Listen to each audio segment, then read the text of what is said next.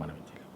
Request చేస్తాను, కొత్తగా వచ్చిన వాడిని రిక్వెస్ట్ ఆల్రెడీ నాకు ఆ సినిమా ఉంది సార్, మరి నాకైతే కుదరదు ఆ రోజు, కాబట్టి మనం ఇంకేదైనా వేరే అనుకుందాం అనుకుంటే ఇక వాళ్ళు మాట్లాడుకుంటారు. లేకపోతే మనకు 1 గంట పర్మిషనో 2 గంటల పర్మిషనో లేకుంటే ఇంకెవరైనా మార్చుకోవడం జరుగుతుంది. అంత పెద్ద క్లాష్ నాకు డేట్లు క్లాష్ అయ్యేంతగా ఏమీ ఉండవు. ఇప్పుడు ఉన్నాయి కదా సార్? ఇప్పుడు కూడా మేనేజ్ అవుతుంది సార్, మేనేజ్ అవుతుంది, ఇబ్బంది లేదు. నేను ఇంకొక విషయం, మీకు ముఖ్యమైన విషయం చెప్పాలి. నేను వచ్చిన అవకాశం ఏది వదలను అని అన్నాను కదా. వదలను అని అంటే దాంట్లో నా యొక్క ఈక్వేషన్స్ వేరున్నాయి సార్. నేను అందరిలాగా ఆలోచించాను సార్. ఓకే, నేను ఈ విషయం మీకు కొంచెం ముందుగా కూడా చెప్తున్నా. నేను కొంచెం డిఫరెంట్గానే ఆలోచిస్తాను. నా ధోరణి కొంచెం తేడాగా ఉంటుంది. తేడా ఐ మీన్ కొంచెం వేరేగా ఆలోచిస్తాను. నేను వేరేగా ఆలోచిస్తాను. ఏ అవకాశం వచ్చినా వదలను అనే టాపిక్ వచ్చింది కాబట్టి ముందు దాన్ని ప్రస్తావిస్తాను. ఓకే, ఆ తర్వాత దాని ఎక్స్టెన్షన్ ఏదైనా ఉంటే మళ్ళీ నేను దాని గురించి మీకు వివరించి చెప్తాను. నేను ఏం చెప్పినా చాలా వివరించి చెప్తాను సార్, టైం ఎక్కువ తీసుకుంటాను. ఓకే సార్, ఇప్పుడు ఒక క్యారెక్టర్ కోసము ఒక సినిమాలో నటించాలని చెప్పేసి అని వందలాది మంది కృష్ణానగర్లో, ఇంద్రనగర్లో, హైదరాబాద్లోని పలు ప్రాంతాల్లో ఉంటున్నారు.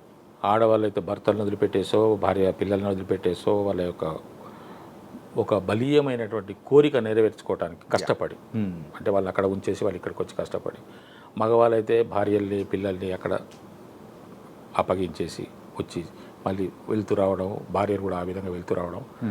ఇక్కడ అన్ని కష్టాలు పడుతూ ఒక వేషం కోసం తప్పిస్తున్నటువంటి పరిస్థితుల్లో ఓ 100 మంది ఉన్నారు పోటీలో, 10 మంది ఫోటోలకి వాళ్ళ దృష్టికి వెళ్తాయి. ఒక క్యారెక్టర్ ఉన్నది, ఒక డాక్టర్ క్యారెక్టర్, ఒక లేడీ డాక్టర్, ఒక జెంట్ డాక్టర్ కావాలి అంటే ఆ ఆడళ్ళ ఫోటోల్లోంచి మగవాళ్ళ ఫోటోలు 100 ఫోటోలు ఉంటాయి సార్ బాక్సుల్లో, ఆఫీసుల్లో, ఫోన్ నెంబర్లతో సహా, ప్లేస్తో సహా. ఒక 10 ఫోటోలు వాళ్ళ చేతికి వస్తాయి. ఆ 10 ఫోటోల నుంచి జారిపోయి 3 ఫోటోలకు 4 ఫోటోలకు వస్తాయి. ఆ తర్వాత ఒక్క ఫోటో మిగులుతుంది, ఇదొక ఫోటో అదొక ఫోటో. అప్పుడు కాల్ వస్తుంది. అంటే ఎంత ఫిల్టర్ అయితే ఈ క్యారెక్టర్ మన చేతికి వచ్చింది సార్. చేతికంటే మన దాకా వచ్చింది. కాబట్టి దాన్ని నేను ఎట్టి పరిస్థితుల్లో రిజెక్ట్ చేసుకోను. నాకు కాల్ వచ్చిందంటే రిజెక్ట్ చేసుకోను. నా పొరపాటు మాత్రం ఉండదు రిజెక్ట్ చేసుకోవడంలో.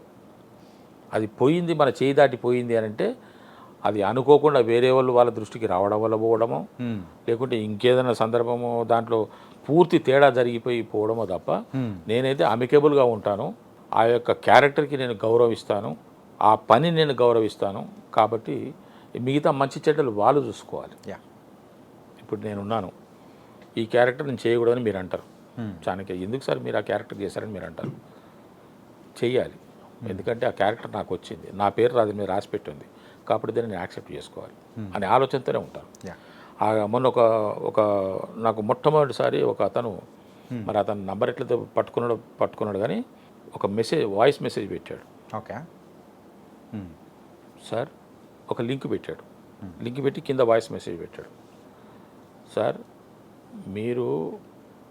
మీకు ఇప్పుడు ఒక స్ట్రాటజీ ఉంది, మీకు ఒక గుర్తింపు ఉంది, ఇలాంటి పాత్రలు వేసి మాలాంటి వాళ్ళని బాధ పెట్టొద్దు అని అన్నాడు. నేను ఒక క్షణం ఆలోచించా.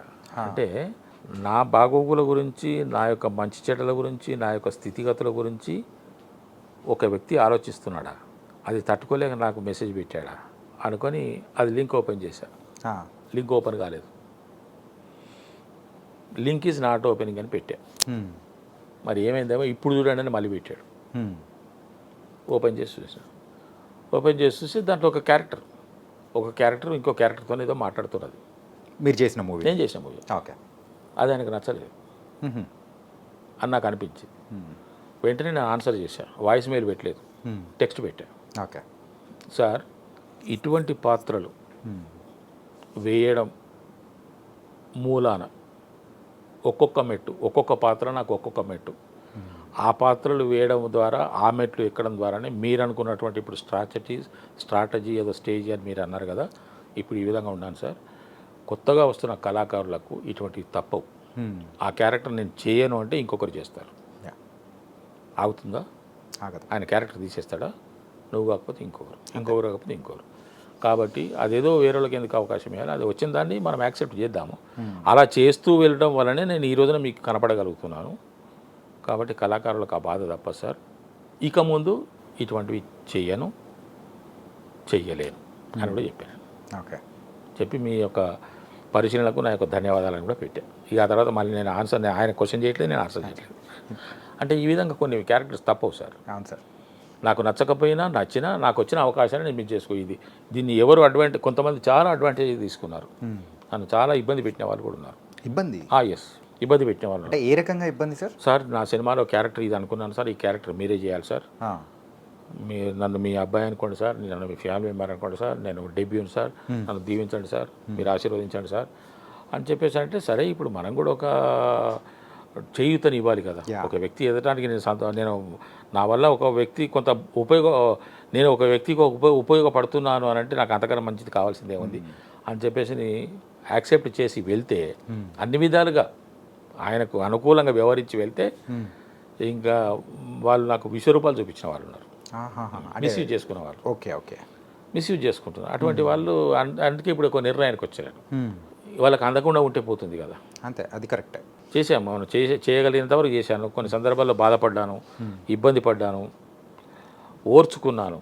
అవసరమా నాకు అనిపించింది, ఈ అవసరమా నాకు ఇది. కొన్ని సినిమాలు చేసిన తర్వాత, నాకు పేరు వచ్చిన తర్వాతనే. ఇది రీసెంట్గా ఇప్పుడే రిలీజ్ అయింది ఆ మూవీ. అవుతాయా? అవ్వవు కదా, అవ్వవు. అవి అవ్వవు. వాళ్ళ తృప్తి కోసం వాళ్ళు చేస్తుంటారు. డబ్బులు వేస్ట్, అది మనం అనలేము కదా. అవకాశం వచ్చింది, మనతో అతను ఉపయోగపడుతుంది అని అనుకుంటున్నప్పుడు చేద్దాంలే అని అనుకున్నాం. మనం ఎంతో అడిగినాం, వాళ్ళు కొంత ఇస్తామన్నది, సరే చేసి వెళ్ళిపోదాం పదా అని చెప్పేసి మనము ఒక సహృదయతతోని మంచి ఆలోచనతో మనం వెళ్తే, వాళ్ళు దాన్ని వేరే విధంగా అడ్వర్టైజ్ తీసుకొని డబ్బులు ఇచ్చడం చేస్తారు కదా, చేయాల్సిందే అనే మాట మాట్లాడుకురావటము. క్యారెక్టర్ అంత పెద్దగా ఉండదు, ఆ సినిమా బయటకు రాదని మనకు తెలిసిపోతుంది మనకు అది.